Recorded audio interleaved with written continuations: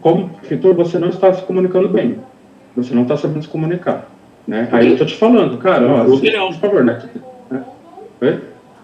Então, aí, por exemplo, você fala muito sobre anexo. Vocês não leram o anexo 2, né? Tá lá no anexo 2. Mas, cara, primeiro, o anexo 2, ele não tem índice. O anexo 2 não tem índice. Como que você pode realmente querer, minimamente, tem um gráfico. O gráfico, ele tem uma letra assim, ó, no meu computador, né? E aí, como que... Aí beleza, aí você fala sobre apresentação, né? Sobre PowerPoint, né? Aqui no começo da reunião foi falado que, cara, a prefeitura não colocou o PowerPoint no site, né? Então, quer dizer, então, o que eu quero, né, deixar claro assim, você como cidadão, você realmente acha que tá muito bom, que tipo assim, que vocês estão fazendo um ótimo trabalho e que, né, assim, você tem essa opinião como cidadão de que vocês estão fazendo um bom trabalho, ou que você, porque a impressão é que você só está defendendo o que já foi estabelecido, você só está defendendo, entendeu? Assim, e aí, então, assim, quando você for falar, eu gostaria que você deixasse claro todas essas, por exemplo, tem momentos que você fala a gente, e tem momentos que você fala a prefeitura. E quando você fala a gente, geralmente você fala como alguém que está aprovando, está fazendo esse projeto acontecer. Então, não dá para entender Rafael, Tereza, você... Desculpa, Emília, só uma coisinha.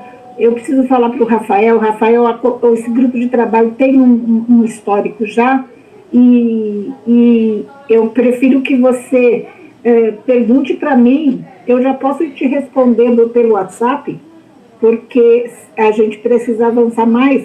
Estou inteiramente à disposição, somente para a gente não voltar em alguns tópicos, tá bom? Obrigada. Eu queria... eu acho que eu não preciso responder, né? Das críticas pessoais realmente deixa, opinião pessoal. Como disse, bem dito pelo presidente, eu já fui membro desse Condema por um curto espaço de tempo, agora estou como convidado do grupo técnico, que eu sou engenheiro que milito nessa área de meio ambiente há 35 anos, e estou procurando trazer o meu conhecimento técnico tanto para a prefeitura, e lá eu também recebo conhecimento técnico, como estou trazendo para este grupo aqui. E eu não vou aqui falar de coisas pessoais, opiniões pessoais, se uma hora eu falei a gente, outra eu falei prefeitura, mas eu estou aqui representando a Prefeitura de Campinas como convidado técnico do grupo, tá ok? Eu queria só perguntar mais uma coisa, Fernando, eu agradeço suas respostas. Sobre o resíduo, eu ainda estou com a questão do peso na cabeça, tá?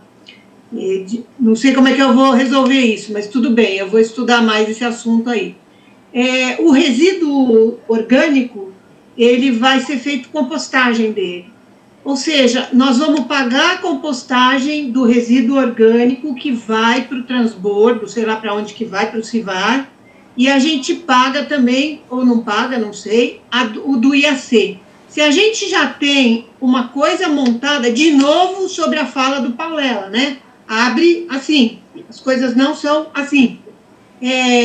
Se você já tem o IAC, que se precisasse mais espaço tem, e se precisasse mais máquina, veria como fazer, e não, vai fazer um outro lugar para separar e para fazer a compostagem.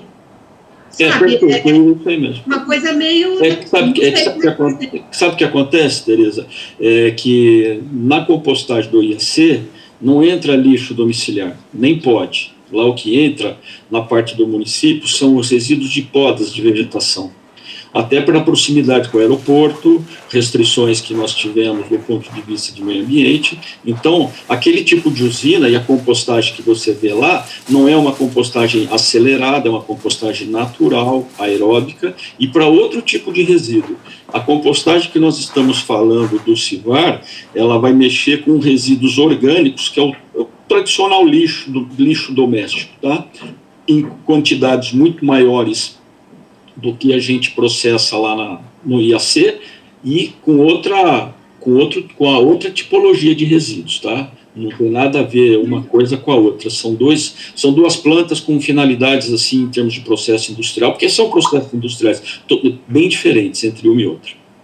Eu tenho uma dúvida em relação a isso, então, porque eu tinha entendido que os containers seriam todos eles de orgânico, e está na PPP dizendo que a PPP tem que tomar conta, você mesmo disse antes, da limpeza urbana, limpeza pública urbana, que implica em poda e varrição. Eles vão entregar a poda e varrição para fazer composto no IAC, e o que não for poda e varrição vai fazer composto no CIVAR. Mas poda e varrição, no curso que eu fiz de compostagem, diz que é péssimo sem ter o orgânico caseiro, porque tem fibra demais e pouca matéria para compostagem. Então, eu não estou entendendo. Eu tinha entendido que iria todo o orgânico para o IAC, porque quando isso começou a ser discutido, eu fui numa reunião pública da prefeitura com o IAC, e eles estavam super animados porque iria, né, tanto a poda quanto o outro composto caseiro, composto de feira, inclusive, porque senão não dá para fazer a compostagem, principalmente a compostagem aeróbica, sim. Porque aquela Vamos que lá. você fala. Tá, vamos diferenciar. O serviço de poda não será parte desses serviços do futuro concessionário, ele faz parte de um outro contrato, tá? Não se confunda aí a poda com varrição. A questão da compostagem IAC, a fase orgânica que nós temos lá, que tem lignina e coisas desse tipo, tem outros insumos que entram ali. Não é lixo doméstico, mas é lodo de esgoto da Sanasa, particularmente de uma das ETS, e mais o que a gente chama de FLV do SEASA, tá? Então, a responsável pelo nutriente orgânico, um deles na compostagem IAC, são esses que eu falei, não tem a ver com o lixo doméstico, tá? O lixo doméstico, que vamos chamar desta forma... O que é CA? Oi? Como? O que você falou que é CA? Não compreendi, Emília, desculpe. O que é CA que você falou? Vem lixo, vem resíduo CLU do SEASA. FLV, folhas, legumes, verduras.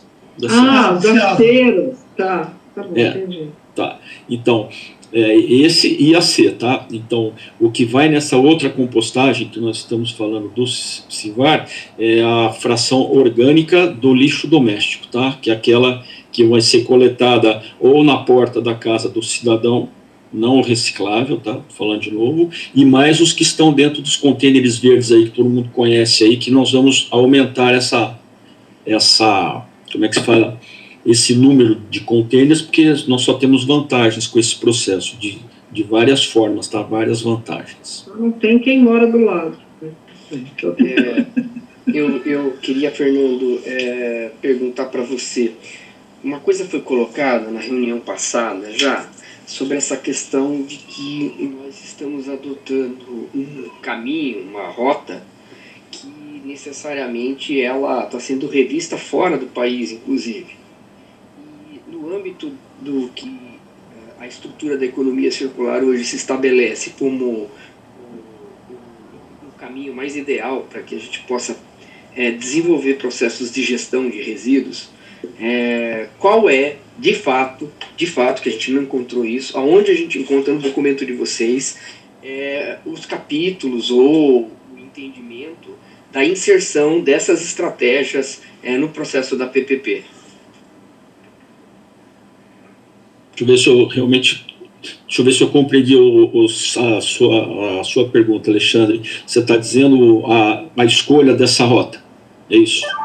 Falando sobre a rota e sobre em que momento dentro da PPP, vamos ser mais pragmáticos, em que momento dentro do conteúdo desse material, do material que nós estamos debatendo aqui hoje, né, que nós estamos debatendo em momentos diferentes, conforme você está sugerindo aí, mas em cima desse que a gente está discutindo hoje, em que momento essa proposta de vocês transversaliza as diretrizes da economia circular para que a gente possa ter, de fato, uma rota equivalente àquela que hoje está sendo apregoada fora do país. Porque nós estamos importando tecnologias e sistemas que já estão sendo descontinuados fora, né? Isso já foi colocado de alguma maneira em alguns momentos. Então a gente quer entender, na proposta de vocês, então, aonde isso está de fato intrínseco, implícito, quais são as métricas, quais são as técnicas, as estratégias de economia circular que de fato vocês estão buscando inserir no processo para que a gente possa entender como é que isso vai funcionar, porque a gente não encontra isso de fato delineado na proposta que vocês estão trazendo. Então, os princípios da economia circular, naturalmente, né? Tá, então vamos ver. Dando um anti-exemplo, né, ou um tipo de exemplo que ninguém quis, incineração total, chamado o mass burning, não se quis isso, não do ponto de vista técnico, mas do ponto de vista ambiental e do ponto de vista de reciclagem, não era um processo interessante para nenhuma das partes, tá? Então, radical por um lado, não se quis este tipo de processo. Lá para trás, se eu não me engano, eu não era prefeitura na época, mas me parece... Uma perguntinha, Carbonari, quais são as partes nessa sua fala? Quando não é interessante para as partes?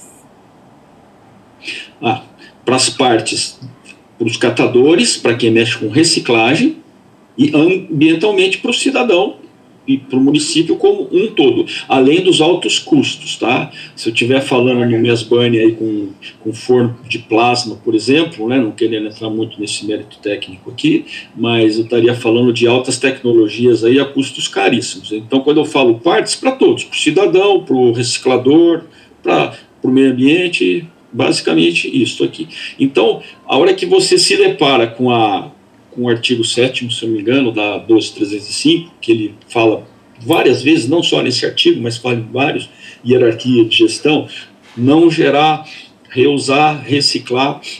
Artigo 9. 9, né? E tratar através de compostagem, está escrito lá, reaproveitamento de energia e como é que se fala, e só disposição final dos rejeitos em aterro sanitário. A gente foi por essa linha e nós entendemos que, do ponto de vista de custo e ambientalmente, essa rota ela teria vantagens, e uma grande vantagem que nós tivemos, e que a gente vem falando, é que dentro da rota que nós temos aí, a hierarquia de gestão, que eu continuo achando, né, eu acho que é um número auspicioso, mas nós estamos saindo de praticamente 2% de coleta seletiva hoje, praticada pelo município, para chegar em 25%. Além disso, dentro da parte financeira, né, economia aí, nós teremos com essa rota alternativas para receitas acessórias, as quais serão compartilhadas, conforme eu falei para os senhores aqui, com um fundo de reciclagem aqui, que vai ser criado ainda. Isso já está pré-determinado dentro do futuro contrato aí que terá, né, se der tudo certo aí. Então, dentro desses custos-benefícios aí, a gente entendeu que tecnicamente, econômico, financeiramente, isso seria uma boa possibilidade, né, sair de 2% para uma reciclagem de 25%, e além de tudo isso, nós temos receitas acessórias que poderão ser compartilhadas, né, na ordem de 50%, com a associação de catadores, com as cooperativas de reciclagem no município de Campinas, né. Então, esta rota, dentro de várias discussões que realmente teve, e esse processo na prefeitura, para dizer a grande verdade, ele começou em 2015, que foi através de um chamamento público e coisas desse tipo, foi aí que começou isso, né? Então a gente vem perseguindo esta rota com essas vantagens que nós achamos que tem, tá? Não sei se eu respondi. Tá, aqui, você disse que a compostagem no IAC ia incluir o CEAS, as feiras, a poda de áreas verdes, lodo de esgoto, lodo de ET e ETA, certo? Não. Nós estamos licenciados lá para lodo de uma ET só, ETE Pissarrão, tá? Sabe por Só quê? da ética não? Só da ética não. Neste Tá. momento, mas nós vamos ampliar isso. Eu vou dizer para vocês por quê. Porque quando você faz um processo de licenciamento de uma compostagem dessa ordem, você tem que fazer os estudos agronômicos do futuro composto, tá? E dentro dos estudos agronômicos, você tem que usar exatamente o insumo que você vai usar. E nem todas as ETs produzem o mesmo tipo de lodo. Cada uma, às vezes, tem alguma diferença. Agora, lodo de ETA, não. Lodo de ET, tá? Tá. Então, e aí, os CEAS e as feiras? As feiras não, pelo que lá é só a CEASA. Hoje nós estamos licenciados para 100 toneladas dia, mas estamos caminhando para 300 toneladas dia. Queremos caminhar para 300 toneladas dia dentro de um balanço de massa aí. E o que nós fizemos lá, do ponto de vista ambiental, sempre olhando para risco de aves, que foi falado pela Tereza, lá para o Delta, mas vale para essa usina de compostagem. Se vocês forem lá, vocês vão ver que a área de compostagem ela já está coberta, tá? Nós fizemos umas estufas lá para exatamente a gente ter um controle, porque quando você faz uma compostagem natural, a chave da coisa é você fazer o controle da temperatura e da relação carbono-nitrogênio. Então, aí você consegue regular melhor esses processos aí de gestão. Então, Fernando, até aproveitando então essa técnica como um dos princípios aí da economia circular, o produto resultante dessa operação que está sendo feita lá hoje, ela está conseguindo receber qual classificação da CETESB, para qual uso, e eles estão sendo usados para o que exatamente? Você está falando da compostagem e assim, né? Eu vou falar mais uma vez para que não haja confusão. Essa compostagem não é escopo da PPP, tá? Esse é um dos assuntos que eu disse, que os assuntos não se exaurem com a PPPista, mas a prefeitura fica tocando ele, normalmente. Não é CETESB que classifica. A partir do momento que você fabrica um insumo desta ordem, você tem que registrar o seu produto no mapa, tá? Então você tem que fazer uma série de caracterizações, de classificações dele para o uso futuro que você quer classificar, para você fazer a venda deste produto. Exatamente aí que entra uma das cláusulas do convênio que nós temos com o IAC, porque lá nós temos grandes especialistas dentro dessa área aí, né? Então, a participação, uma das participações deles, além da área, né, a área física, é fazer esse registro. Nós estamos agora na fase de caracterização, classificação, para o posterior registro, tá? Você está falando que vai ter a coleta, nós vamos ter, nessa proposta que nós estamos tendo no PPP, nós vamos ter a coleta, a gente vai ter do orgânico, vai ter a coleta do LFV, ou do FLV, como você chama, do lodo de ETE, né, não de ETA, e que esses produtos estão previstos no sistema de coleta da PPP, certo? Mas não está previsto o tratamento dele. Não. Eu acho que sou eu que não estou sendo claro. Nada a ver com a PPP. IAC, usina de compostagem, 100 toneladas dia. O que chega lá? Poda de vegetação, serviço feito pela prefeitura através de um outro contrato. Não será na PPP. Lodo de ETE, serviço da Sanasa. Esse lodo estava indo para o Estre, economia de escala aí, está vindo para se transformar num subproduto. Estamos ganhando dinheiro com isso. Eu digo... Mas na coleta do resíduo, é isso que eu estou querendo entender. Mas não tem nada a ver com a PPP. Na coleta do resíduo urbano futuro. A coleta de resíduo urbano está incluído os de limpeza pública da área de poda e também está incluído do CEASA, pelo menos? Não, o resíduo do CEASA, eu não estou com os quantitativos aqui na minha cabeça, tá? Mas o do CEASA e os resíduos de poda pretende-se terem compostagem lá na usina do IAC, tá? Por isso que eu falei para você que nós estamos querendo subir de 100 para 300, né? 100 para 300. A gente verticaliza lá e não é PPP. O que vai na compostagem PPP é o lixo comum, não é o lixo. Desculpa, deixa eu entender de novo a pergunta, porque você colocou para nós antes que o contrato de lixo doméstico, lixo urbano, incluía o lixo doméstico e o de coleta dos trabalhos da prefeitura, de limpeza pública da prefeitura. Você está falando de limpeza pública só de varrição de rua, então? por exemplo, o que é poda de árvore, essas coisas não entra. Então vamos lá.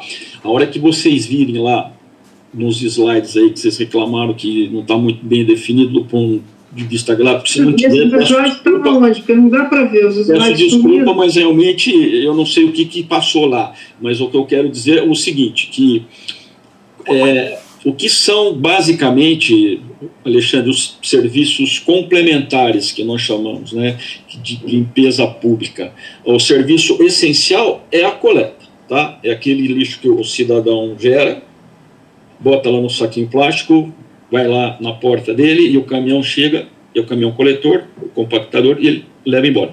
Esses são os serviços essenciais. Quais são os serviços complementares de limpeza urbana?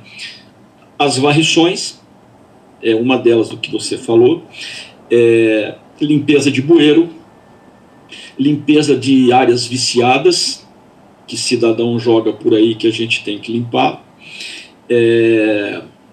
catatreco, resíduos volumosos, que nós chamamos.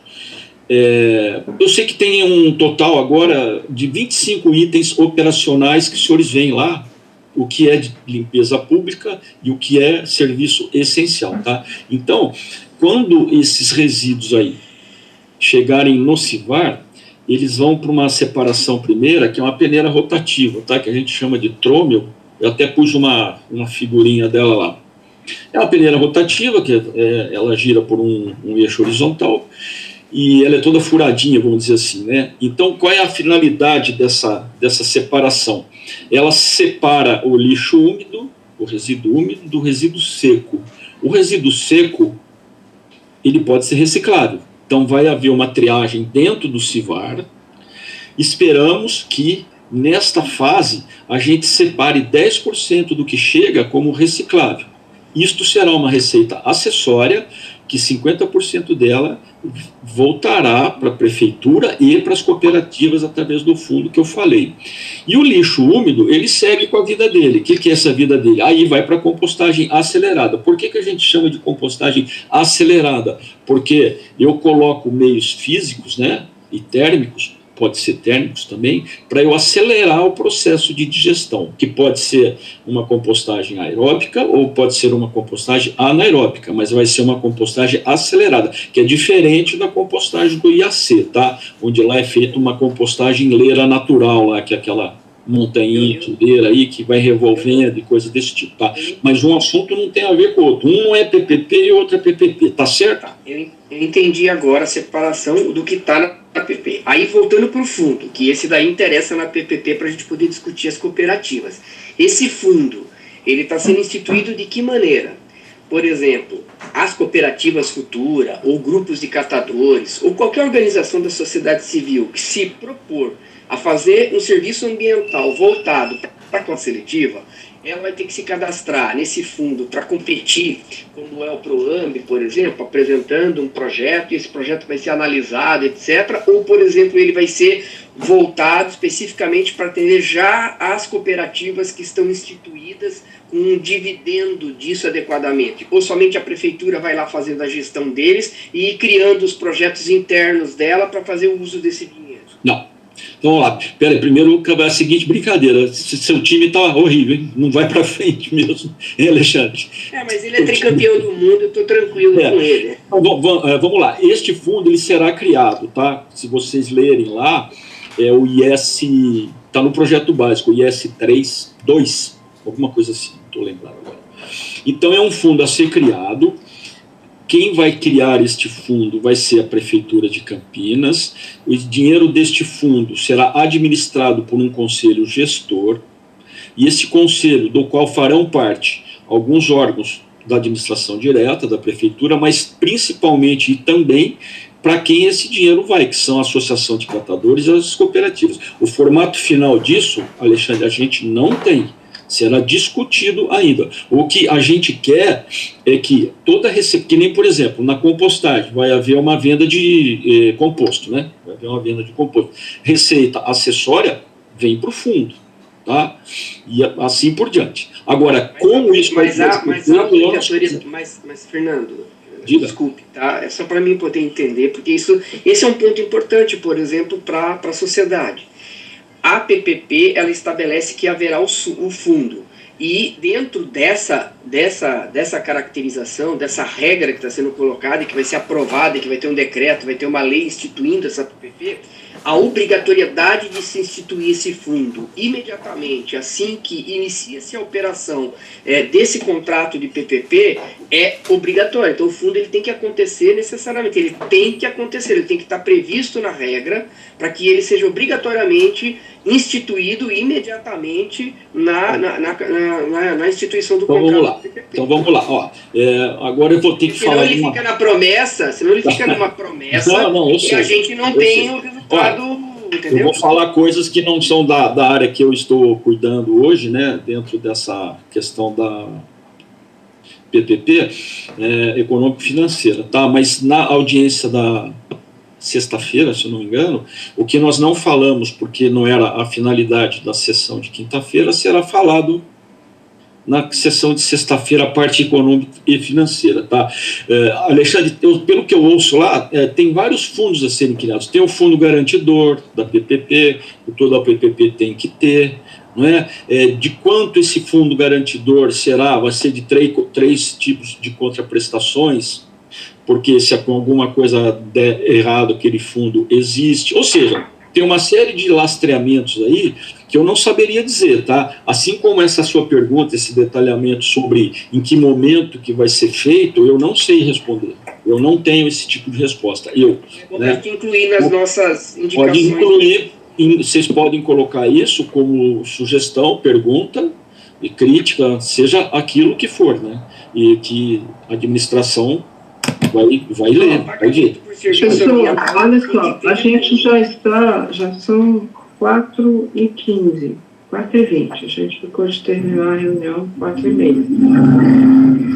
Claro que continuamos segunda-feira que vem, o GT tem que se reunir de qualquer jeito para conduzir o que for de sua competência para a pauta de quarta-feira da reunião ordinária do Condema. Mas há 5 coisas que foram ditas aqui, né, de encaminhamento. A gente tem que decidir se a gente vai nesse sentido ou não. Solicitar à Secretaria de Serviços Públicos que todas as respostas feitas por escrito em relação à oficina virtual de quinta-feira seja encaminhada ao GT de resíduos do Condema. 2. Depois que houver audiência pública, perguntar, essa é uma pergunta que tem que ser feita à Prefeitura de Campinas, se após a audiência e após o período de consulta pública, quando o material estará disponível para que as pessoas possam sugerir modificações, possam sugerir complementações, fazerem sugestões as mais variadas, se o resultado final desse trabalho a Prefeitura vai apresentar para a população ou se ele vai direto para o edital. Porque isso não ficou claro para ninguém. Só uma coisa, Emília, só uma coisa disso que você falou, que eu me lembre, lendo o edital, né, o primeiro modelo, né, que a gente está discutindo, na fase de consulta pública, onde surgem questionamentos, ou na fase depois de publicado, quando surgem as impugnações, os questionamentos, não é só PJ que entra, pessoa física também pode, tá? Pode perguntar, pode... tem a regra básica lá, né, no tipo de edital que eu falo, já é a parte legal, né, parte jurídica, que também não é a minha especialidade, mas que eu vi lá que tem uma coisa assim. Pois é, mas a gente, na outra vez quando foi publicado, o que fica claro você pergunta se tem dúvida, mas não há uma apresentação formal para a população de que tudo aquilo que foi dito, o que entrou, o que não entrou e por que não entrou, né? Então isso aqui é uma questão. Terceiro, a gente vai sugerir ao Condema, depois da audiência pública, a gente vai tomar a decisão se faz sentido uma judicialização ou não, fazer a sugestão, então, coisa que a gente vai decidir na próxima segunda-feira. 4, solicitar ao prefeito que a audiência pública seja feita numa sala ampla, para que mais pessoas possam estar na sala virtual participando e falando, com garantia de que representações dos conselhos estejam presentes e que essas representações não sejam só representações da prefeitura.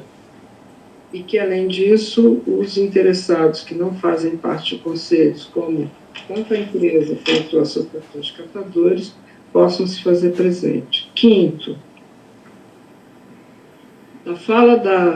as últimas falas de todo mundo me passou uma coisa que eu queria agora trazer para vocês. O que a gente não sabe? A gente não sabe até agora qual é o custo global com a gestão de resíduos em Campinas. Eu acho que é uma coisa importante da gente perguntar. Qual é o custo global, tá? E o que é cobrado do município, o que é subsidiado desse custo? E como que a PMC, que é a Prefeitura, pretende atender a Lei 14.026 de 2020, que diz que ela vai ter que estabelecer taxa, tarifa ou cobrança pública, né, para que 100% do custo da gestão com resíduos seja repassado para o munícipe, porque não pode ter subsídio do poder público. Então, é importante que a gente saiba como que a Prefeitura vai tratar isso. A consulta da Ana já acabou, né? A Ana está fazendo uma proposta, a Prefeitura está fazendo tudo sozinha, 14.026 diz que região metropolitana tem que ter soluções metropolitanas, o plano estadual de resíduos, que já foi aprovado também, né, o semestre passado, no meio da pandemia, que teve uma audiência em que as pessoas, nós pudemos ficar dentro da sala, né, não era pelo YouTube, também disse que a região metropolitana tem que ter soluções metropolitanas. Então, acho que essas são questões que a gente precisa vê-las respondidas, para além, como mesmo disse o Bolsonaro, é para além da PPP, mas esse aqui é um GT sobre resíduos, é um GT sobre a PPP exclusivamente, né? E vai ficar muito difícil a gente entender até qual é a dimensão da PPP nessa história se a gente não entender o custo global. Eu só queria dar mais um tipo de informação para você, viu, Emília, disso que você está falando. O que eu soube por uma das procuradoras da prefeitura é que recentemente que eu digo semana passada, semana retrasada, não estou bem certo, havia uma dúvida muito grande da questão da transição, porque a hora que você pega o marco regulatório, 14.026, lá ela fala que o assunto resíduos sólidos deveria estar, de alguma forma, através de PPP, tá? E cuja taxa de lixo deverá ser suficiente para cobrir todos os serviços de limpeza urbana, tá? Aí houve uma questão que foi colocada para o Tribunal de Contas, e o tribunal assim teria se manifestado há 15 dias aí. Haviam falado que iriam fazer uma modelação da Lei 866, você sabe que é a lei de licitações, né, que é de 1 ano, prorrogáveis por mais 4, né, ou se seria modulado somente para 2 anos, alguma coisa assim. E segundo foi falado pela Procuradoria, me parece que a manifestação do tribunal foi na ordem de que pode colocar os processos de licitação tradicionais exatamente como estão sendo feitos até esse momento, de 1 ano mais 4, tá? A ser confirmado, né, porque